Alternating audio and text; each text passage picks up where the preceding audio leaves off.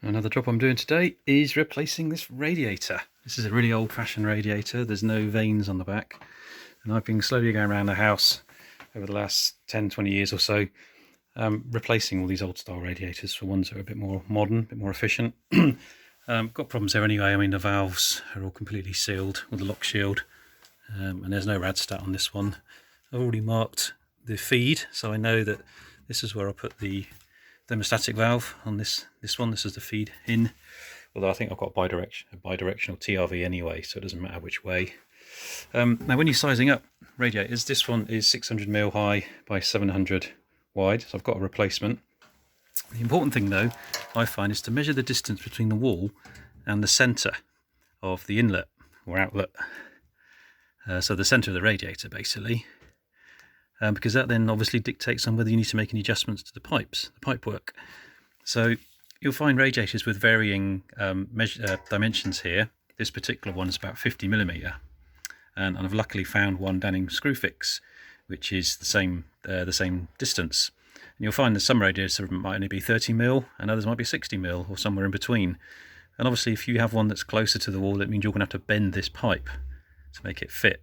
So what I'm trying to do here is do as little work as possible with the pipe work, and literally just do a drop-in replacement. So the system's drained, the bleed valve's open, there shouldn't be any water in this radiator. There's going to be a little bit down the bottom, so I've got a towel to catch any runoffs. So I'm going to undo these nuts, pull the radiator out, and then replace both of these valves with new ones. So the radiator's off. Again, just a little bit of water came out, not an awful lot. I kind of quite like to reuse the existing brackets, but there's never a hope in hell that they actually fit. So, I mean, if I try and line up the new bracket, you'll see the bottom, if I line the bottom up, and then the top is completely different. There's no way I'm going to be able to use these old brackets. So I have to take those off and then put new ones on, which means going to have to do a bit of measuring to make sure that everything lines up with the existing pipe work. So these tails, I'm going to take these tails off and replace them. I'll do that in a bit. Probably get the brackets lined up first. Okay, I've got my nice new radiator here, you can see. So this one's a vaned one, so this should be the same size, but just going to be more efficient. So I'm just marking up the brackets at the moment. So lots of dimensions on here. So we're fitting a Type 11 radiator, so it reckons the radiator should be 150mm off the floor, and to the bottom of the bracket is 237mm. So if we just have a little look at what we've got with my existing fittings, it is roughly, if you can look, roughly means the bottom of the radiator is indeed going to be around about 150mm. The same on this side as well. Yeah, so I think we can use the dimensions on the bracket. And the brackets are adjustable anyway. So what I've done, I've drawn my line. I've lined up the radiator with the lugs and figured out roughly where the brackets go. So 237mm is going to be around about there somewhere. Okay, so the bottom of the bracket. So the bracket's going to go on this way. So line it up with my line through the hole. There we go. So it's going to be around about there. The reason I know is because I've already marked this out. And then you can see I've put a cross in the middle there. Phone's going out of focus. So that's where I'm going to drill my hole. And same on this side. It's around about there. Around about there, okay. So that means the top screw means we can adjust the bracket up and down slightly. And then when we've got it in the right place, we can drill a hole through the bottom and fix it in place. So it doesn't matter if it's a little bit out, because this bracket will go up and down, okay.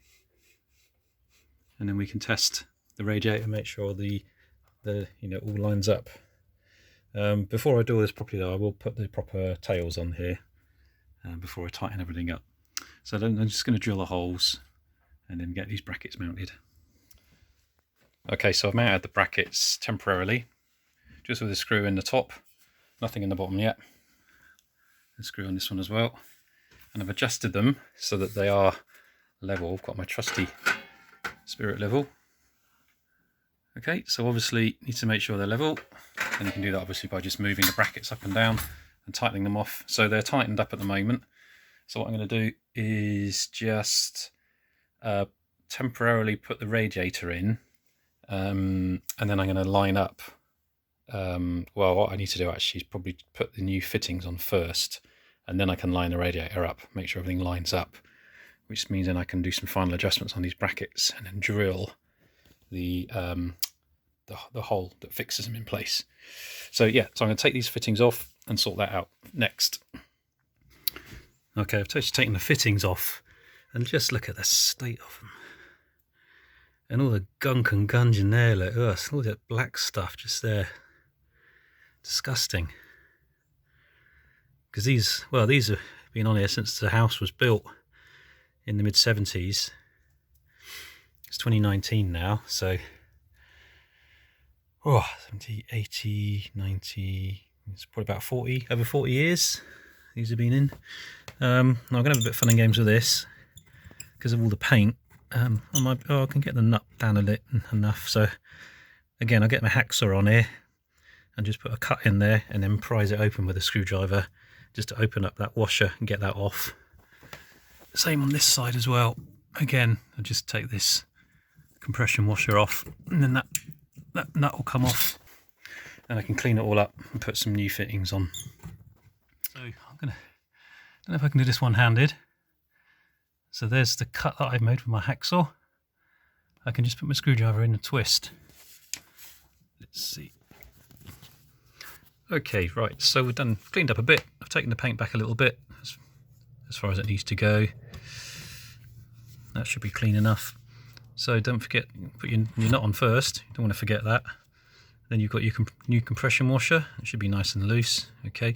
So again, I'm going to cover this in that jointing compound I bought earlier. That Fernox. Oh God, what was it called? I can't remember the name of it. It comes in a yellow box. It's like silicone. So I'm going to smother that all over. And let's do this side as well. There's the nut. And there's the compression washer. Okay. So then and then I've got there's the TRV there. Okay, so that's going to tighten up nicely, and then we've got the lock shield valve here. So I'm just going to tighten that all up, and then we can line it up with the radiator, make sure the bracket is all lined up. Okay, so I've hung the radiator temporarily just using those top screws. If we look at the spirit level, we can see that's pretty much spot on, you know. I'm quite happy with that. And if we look at the alignment down here, I've put the new fittings on, and you can see that is going to line up spot on that one. And then there's a little bit of lateral movement required just to get it in, but yeah, no, that's good. And then this side, there's all brackets and stuff down here. There we go. So let's have a look at this one. Let me put the tail on. Yeah, you know, with that's going to line up as well, actually. So I think actually I'm quite happy with that. So what I'm going to do now is drill the bottom holes and then fit those brackets permanently. Okay, so there we go. I've just marked that hole there. You can see with a cross, and this side as well. And now I can just pull the bracket out of the way. And then drill these holes and then fit them permanently. Okay, so the brackets are fitted now. Next thing is to put these little things in. These like little plastic hangers. So I'm guessing this just stops any rattling noises from the radiator once it's mounted in the bracket. There's one there, and then there's another one that goes down there. And then we put one in here. And then there's the last one.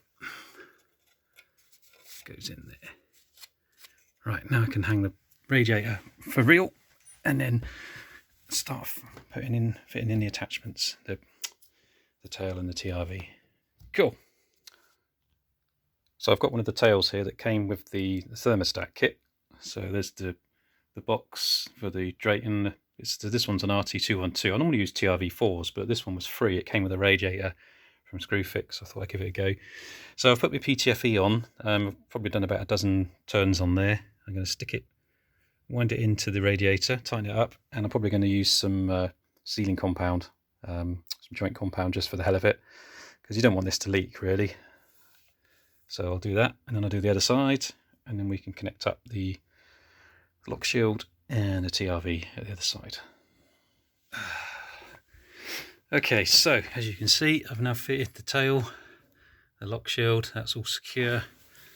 I've also done the TRV as well. Put this on, that's all nice and tight. So all that's left to do now is to put in the vent, I don't know what you call that, the blanking plug, and the bleed valve. And so I'm going to put that in and tighten that up. And same with this side. Tighten those up. Right.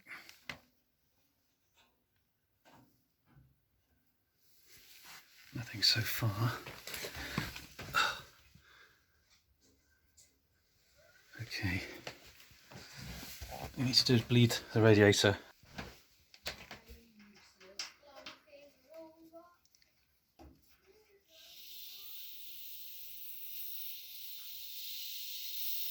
There's a feed tank might be empty now. We can hear water coming in.